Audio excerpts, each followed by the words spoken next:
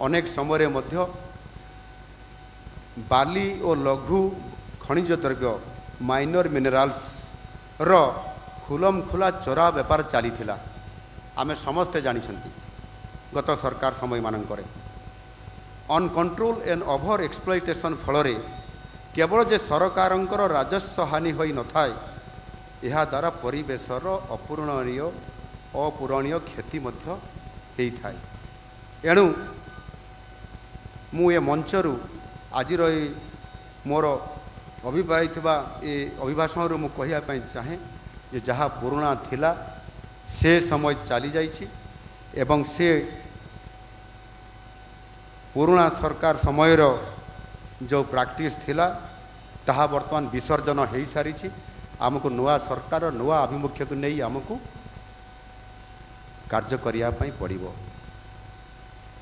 आउ जो माने एथिरे दोषी साब्यस्त हेबे तांकु बर्दाश्त करिवे नाही।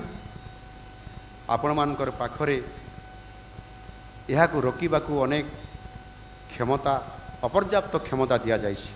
मु शुणी अनेक समय केतोड़े तहसीलदार को धक्का दिखाई गाड़ी रे केतोड़े आरआई को मारपिट कराई क्या मर्डर भी कर दिया। तो आम अधिकारी माने जो माने निरंतर भाव में काम करुचंती अनियमितता को बंद करने आउ सेते बड़े आमे जदि समस्ते से आम तल स्तर अधिकारी मान को सहयोग न करिबा ताहले सरकार उपयुक्त काम बा सरकार स्वच्छता को आमे सफल दे परिबा नाही। एणु निश्चित भाव में जेते बड़े ये परिस्थिति आसुछि सेते बड़े एभली सबको बा चोरा कारबार करुवा लोकों विरुद्ध रे कठोर रु कठोरतम पदक्षेप नियंतु। आवश्यक हेले यहाकू ऑर्गेनाइज क्राइम भावे विचार कर से अनुसार आप डील करंतु। सरकार एप्रति बा ये काम प्रति पूर्ण समर्थन आपण मान पाखरे अछि। जदि दरकार हुए ड्रोन टेक्नोलोजी को व्यवहार करी ये अपराधिक कार्यटी को नजर रखी पारिबे एवं से अनुसार त्वरित आपण कार्यानुष्ठान नहीं पारिबे।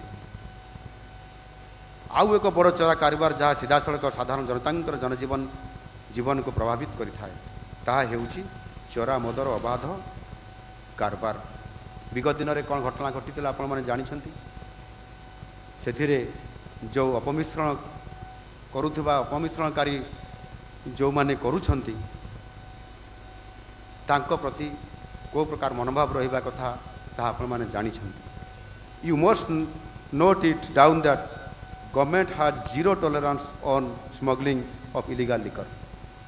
यह रोकने नियमित भाव प्रवर्तन बा एनफोर्समेंट कार्यक्रम चलांतु। अबकारी विभाग को एथिपाई संपूर्ण क्षमता अर्पण करा जायछि।